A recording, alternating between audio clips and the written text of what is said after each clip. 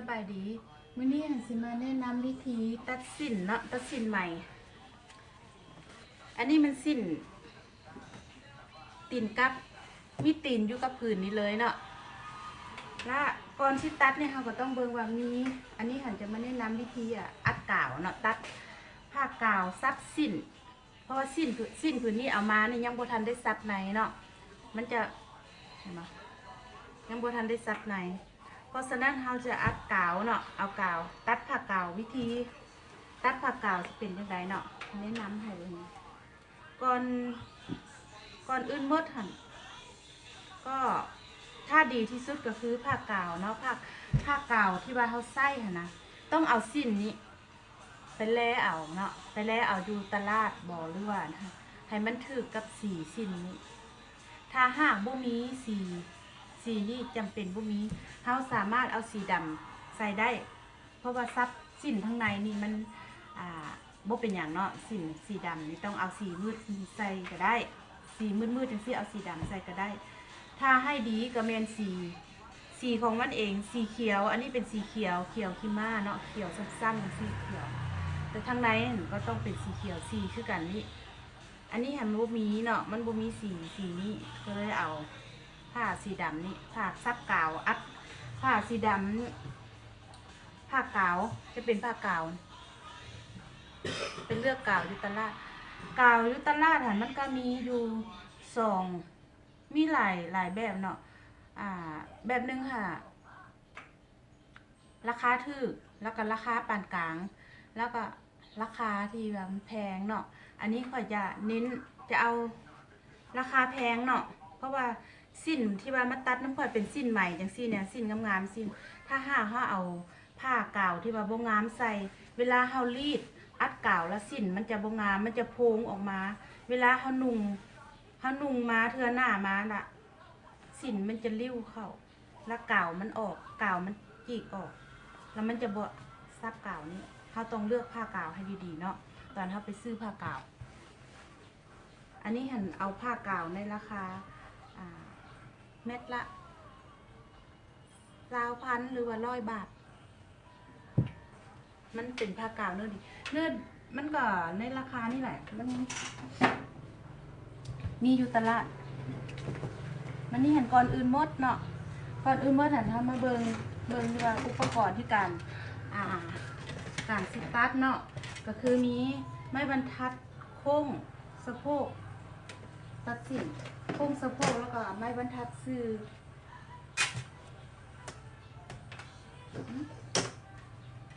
ไม้บรรทัดซื้อ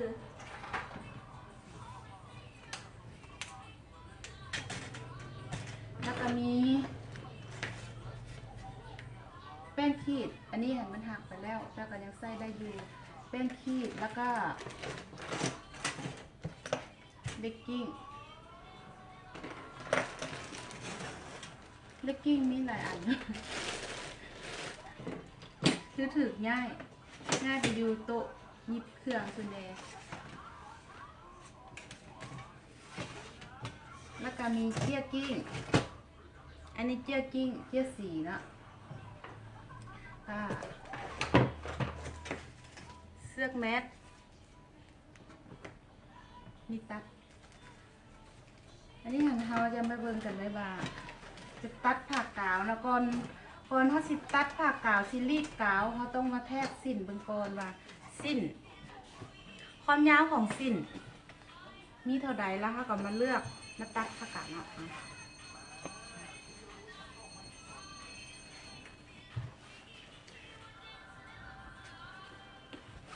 ก่อนอื่นเมื่อไหร่กับแทกเบิ่งสิ้นก่อนว่าสิ้นนี่ยาวขนาดใด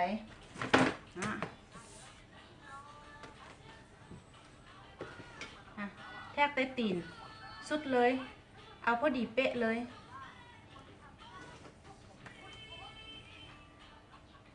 สิ้นที่เอามานี่ยาวมี34 นิ้ว34 นิ้ว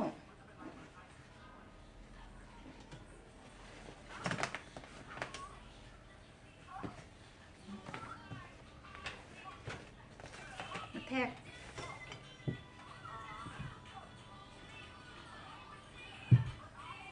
าวนี่จะมีหน้ากว้างอยู่เม็ดครึ่งเนาะทำกาวนี่นะหน้ากว้างอยู่เม็ดครึ่งแล้วสามารถต่อเอาก็ได้ถ้ามันบ่เอาล่วงยาวเอา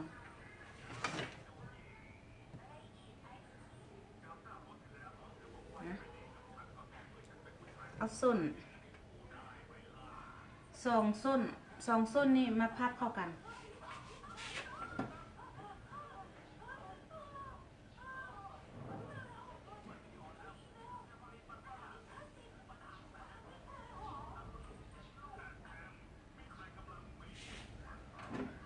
พับกัน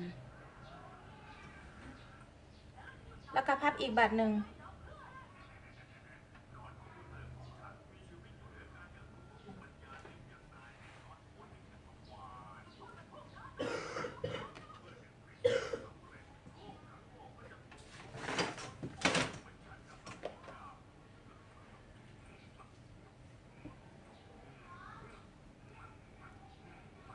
การวางผ้านี่ก็สำคัญนะต้องให้มันละเอียดเนาะต้องเบิ่งว่าให้ผ้ากาวพับหั่นลื่นนี่แทกเบิ่งแทกความยาว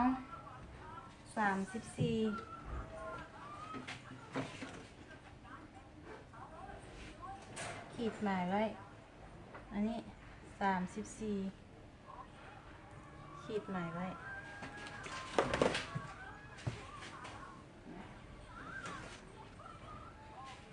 ขีดหมายไว้แล้วก็ขีด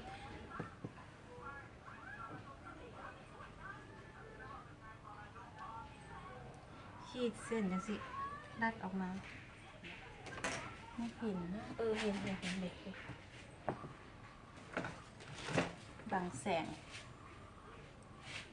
ตัดวันนี้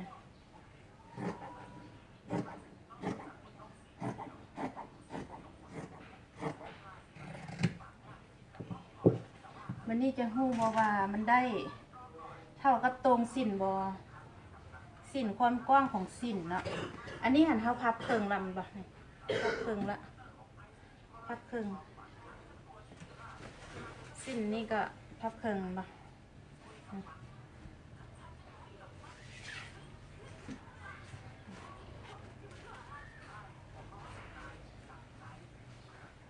แทกเบิ่งว่ามันกว้างมันได้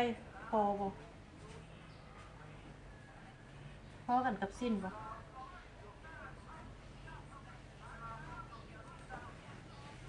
พอผ้ากาวนี่แคบก่อนสิ้นมาผ้ากาวนี่จะแคบก่อนสิ้นทันยังเหลือเท่านี้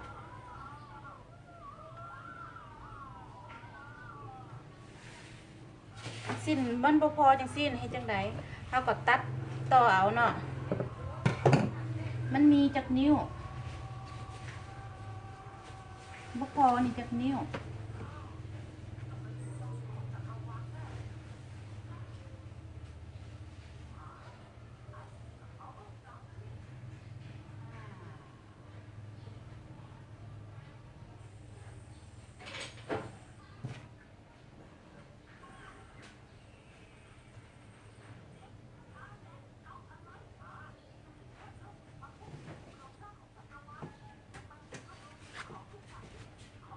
แทกดี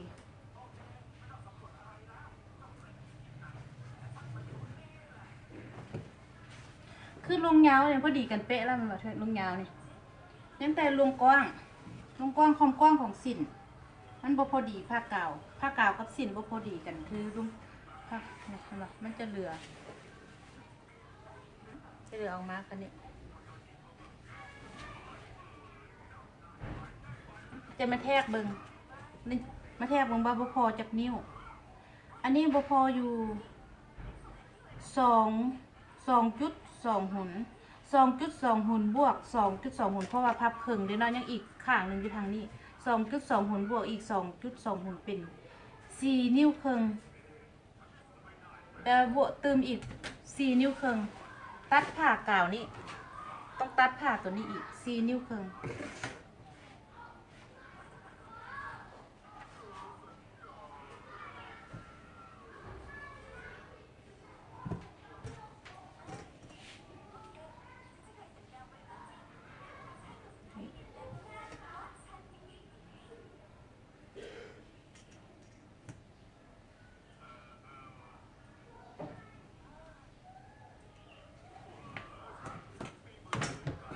ไว้เพื่อต่อ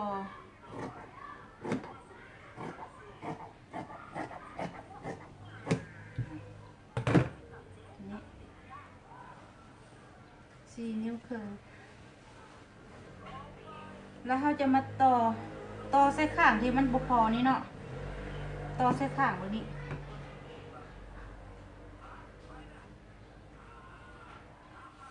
ต่อใส่ข้างแบบนี้แล้วมาใส่ตรงนี้วันนี้ฉันเอาไป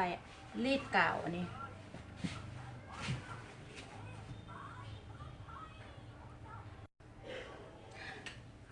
ถือว่าเรียบร้อยเนาะกับการวิธีตัดผ้ากาวสาบสิ้นตัดผ้ากาวเกียมจะเอาไปรีดไปอัดกาวที่สิ้นถือว่าเรียบร้อย อันนี้สำหรับสิ้นที่ว่าตีนกัดนะอันนี้สำหรับสิ้นตีนกัดที่ว่ามีตีนแล้วเนาะสิ้นที่ว่าบ่มีตีนก็ตัดคือกันก็เลยคือกันแต่ว่าเฮาจะมาแทกเอาตีนอีกต่างหากอีกโตตีนอีกต่างหากก็มีเท่านี้แหละขอบใจค่ะ